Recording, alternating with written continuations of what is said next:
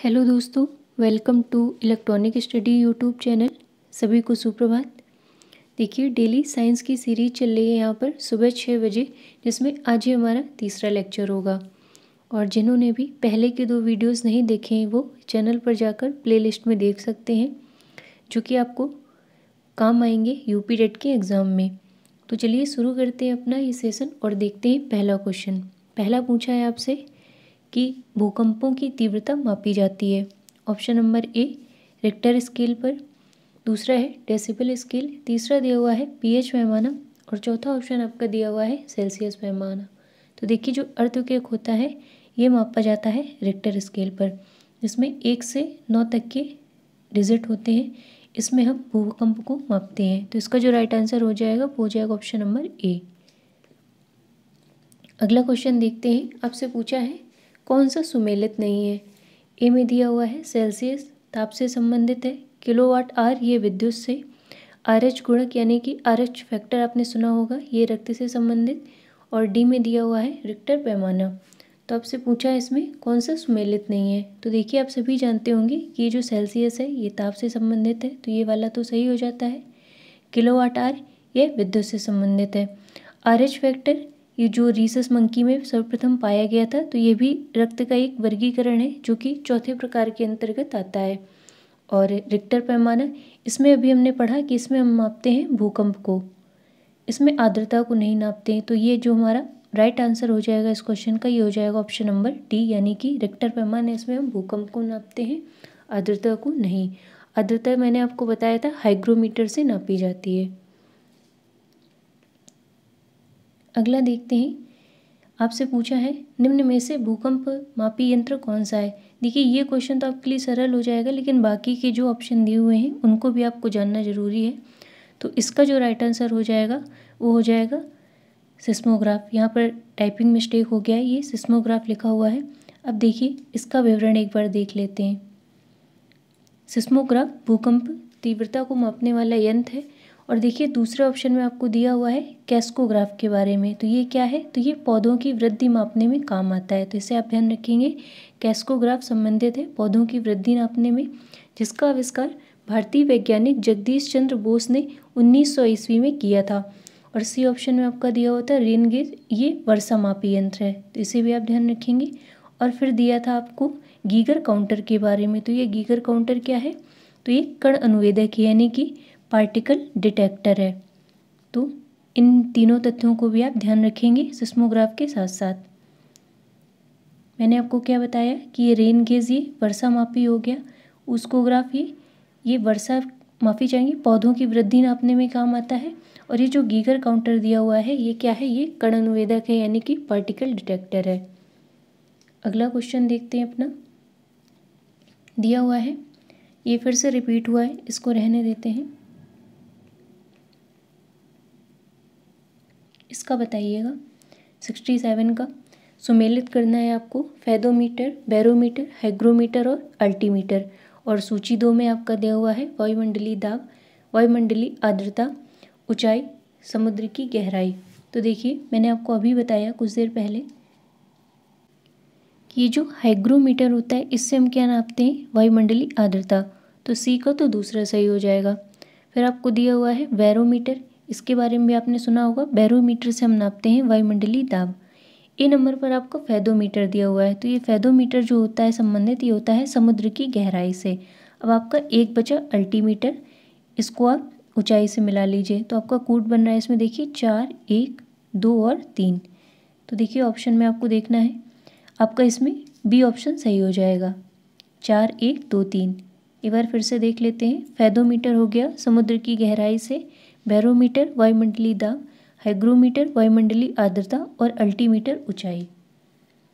अगला क्वेश्चन देखते हैं अपना। दिया हुआ है सूची 1 का सूची 2 से सुमेल कीजिए तथा सूचियों के नीचे दिए गए कूट की सहायता से सही उत्तर का चयन करिए। पहले में दिया हुआ है आपको एनीमोमीटर, सिस्मोग्राफ, बैरोग्राफ, हाइग्रोमीटर। और सूची 2 में आपका दिया हुआ है भूकंप, वायुमंडलीय दाब, वायुवेग और आर्द्रता। तो आपको इनमें से मैच करना है कि कौन किससे सुमेल करेगा। तो देखिए, सीस्मोग्राफ तो हो गया भूकंप से, और बैरोग्राफ इसका मैंने आपको अभी बताया कि ये संबंध रखता है वायुमंडलीय दाब से, तो ये इसका ये सही हो जाएगा। हाइग्रोमीटर अभी हमने पढ़ा आर्द्रता से, और जो पहले ऑप्शन में आपका दिया हुआ है ए में एनेमोमीटर, ये हो जाएगा वायु वेग से। तो देखिए ए का तो इसमें हो जाएगा तीसरा सही। बी में हमने सुमेल किया है पहले से, और बैरोमीटर को हमने मिलाया है 2 से, यानी कि वायुमंडलीय दाब। हाइग्रोमीटर हमारा संबंध रखता है आर्द्रता से, यानी कि हमारा कूट क्या बना 3 1 2 4। तो हमारा इसमें देखिए ऑप्शन नंबर डी सही हो जाएगा। अगला क्वेश्चन देखते हैं अपना। इसमें भी आपसे सुमेलित करने के लिए बोला है, माफ़ी चाहेंगे, उसका सॉल्यूशन है ये दिया हुआ है आपसे 69 नंबर बताइएगा। आपसे पूछा इनमें से कौन सा सुमेलित नहीं है। पहले में आपको दिया हुआ है मैनोमीटर, ये दाब से संबंधित है।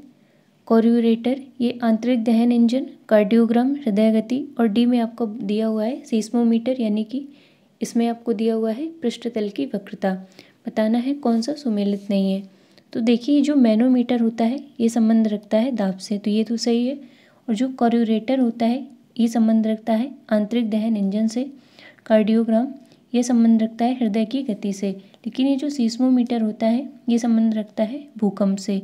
पृष्ठतल की वक्रता से इसका कोई संबंध नहीं है।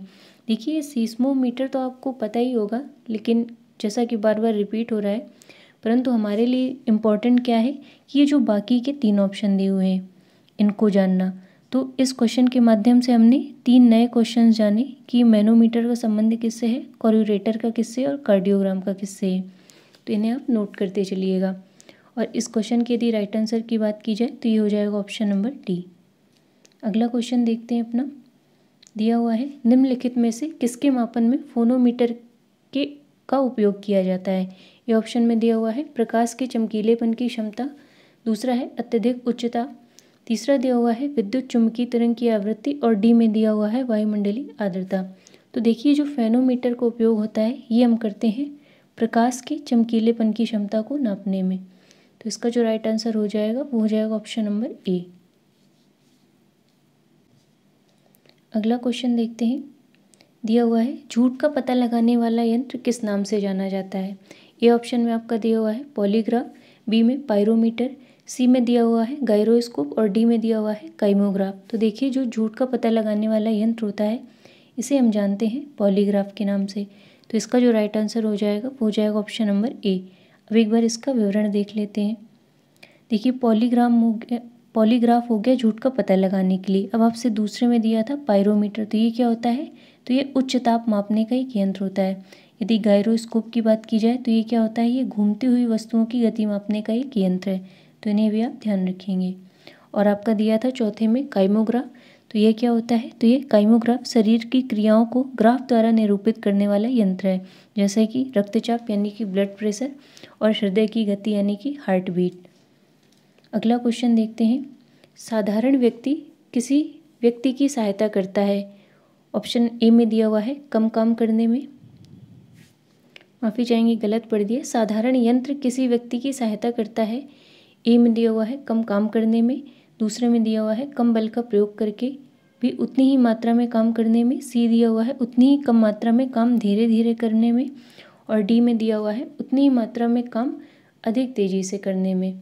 तो देखिए ये जो साधारण यंत्र होता है ये क्या होता है, ये बल का कम प्रयोग करके भी उतनी ही मात्रा में व्यक्ति को काम करने में मदद करता है, यानी कि इसका जो राइट आंसर हो जाएगा वो हो जाएगा ऑप्शन नंबर बी। अगला क्वेश्चन देखते हैं। यदि एक संवेदनशील तराजू पर कोई व्यक्ति खड़ा है और वह गहरी सांस अंदर की ओर लेता है तो तराजू की रीडिंग पर क्या प्रभाव पड़ेगा, बढ़ेगी, घटेगी, या रीडिंग पर कोई प्रभाव नहीं पड़ेगा। और ऑप्शन डी दिया हुआ है वह बढ़ेगी या घटेगी, यह वायुमंडलीय दबाव पर निर्भर करेगा। तो देखिए यदि कोई व्यक्ति संवेदनशील तराजू पर खड़ा है और वह गहरी सांस लेता है तो इसमें जो रीडिंग होगी इस पर कोई भी प्रभाव नहीं पड़ेगा। सांस लेने से इसकी रीडिंग पर किसी भी प्रकार का परिवर्तन नहीं होगा। इसका जो राइट आंसर हो जाएगा वो हो जाएगा ऑप्शन नंबर सी। अगला क्वेश्चन देखते हैं। आपसे पूछा है वॉशिंग मशीन का कार्य सिद्धांत है अपकेंद्रण, अपोहन, उत्क्रम प्रसारण या फिर विसरण। तो देखिए जो वॉशिंग मशीन का कार्य सिद्धांत होता है ये कार्य करता है अपकेंद्रण पर। तो इसका जो राइट आंसर हो जाएगा वो हो जाएगा ऑप्शन नंबर ए। देखिए इसका पढ़ लेते हैं विवरण एक बार दिया हुआ है। वह प्रतिक्रिया बल जो परिमाण में अभिकेंद्री बल के बराबर होता है परंतु जिसकी दिशा अभिकेंद्री बल के विपरीत अर्थात केंद्र से बाहर की ओर होती है अपकेंद्री बल कहलाता है, जिसे हम सेंट्रीफ्यूगल फोर्स के नाम से जानते हैं। कपड़ा साफ करने की मशीन, दूध से मक्खन निकालने की मशीन आदि में अपकेंद्री बल के सिद्धांत का प्रयोग किया जाता है। देखिए ये ध्यान रखेंगे, कपड़ा साफ करने वाली मशीन यानी कि वॉशिंग मशीन जैसा कि हमने अभी पढ़ा क्वेश्चन, और इसका प्रयोग किया जाता है और कहाँ, तो दूध से मक्खन निकालने में भी सेंट्रीफ्यूगल फोर्स का इस्तेमाल किया जाता है। अगला क्वेश्चन देखते हैं। पूछा है आपसे प्रक्षालन मशीन की कार्य प्रणाली का सिद्धांत है। ए अपकेंद्रीकरण, दूसरा अपोहन, सी दिया हुआ है प्रतिक्रम प्रसारण या फिर डी विसरण। ये प्रक्षालन मशीन है क्या, तो ये वॉशिंग मशीन ही है जैसा कि अभी हमने ऊपर पढ़ा। तो इसका जो राइट आंसर हो जाएगा वो हो जाएगा ऑप्शन नंबर ए यानी कि अपकेंद्रीकरण, जिसे हम सेंट्रीफ्यूगल फोर्स के नाम से जानते हैं। अगला क्वेश्चन देखते हैं। दिया हुआ है निम्नलिखित में से कौन सी राशि सदिश यानी कि वेक्टर नहीं है। ए में आपका दिया हुआ है विस्थापन, बी में वेग, सी आपका बल दिया हुआ है, डी में दिया हुआ है आयतन। तो देखिए आपसे इसमें नहीं पूछा है कि कौन सी वेक्टर नहीं है। इसका जो राइट आंसर हो जाएगा वो हो जाएगा ऑप्शन नंबर डी आयतन यानी कि वॉल्यूम। वॉल्यूम क्या होती है, ये स्केलर क्वांटिटी होती है। स्केलर मतलब कि अदिश राशि होती है, ये सदिश राशि नहीं होती है। बाकी की बची तीन विस्थापन, वेग, बल, ये तीनों सदिश राशियाँ हैं। देखिए सदिश की बात हुई है तो जान लेते हैं ये वेक्टर क्वांटिटीज़ होती क्या है। तो ऐसी भौतिक राशियाँ जिनमें परिमाण के साथ साथ दिशाएं भी होती हैं, यानी कि इनमें मैग्नीट्यूड भी होता है और डायरेक्शन भी होती है, ये सदिश कहलाती हैं। इसके अंतर्गत जैसा कि मैंने आपको बताया कुछ उदाहरण होते हैं। विस्थापन जानेंगे आप, वेग, बल, रेखीय संवेग, कोणीय विस्थापन, कोणीय वेग, त्वरण आप जानते होंगे, एक्सेलरेशन ये भी सदिश राशि है, और विद्युत आघूर्ण, विद्युत ध्रुव, चाल प्रवणता, ताप प्रवणता, ये सब सदिश राशि के अंतर्गत आते हैं। परंतु ये जो आयतन होता है ये एक अदिश राशि है। तो इस क्वेश्चन का जो राइट आंसर हो जाएगा वो हो जाएगा ऑप्शन नंबर डी। अगला देखते हैं। दिया हुआ है निम्नलिखित में से कौन सी एक राशि सदिश राशि है। ए में दिया हुआ है संवेग, बी में ताप, सी में ऊर्जा और डी ऑप्शन आपका दिया हुआ है कार्य। तो इसमें देखिए जो सदिश राशि है वो है संवेग, यानी कि इसका जो राइट आंसर हो जाएगा वो हो जाएगा ऑप्शन नंबर ए।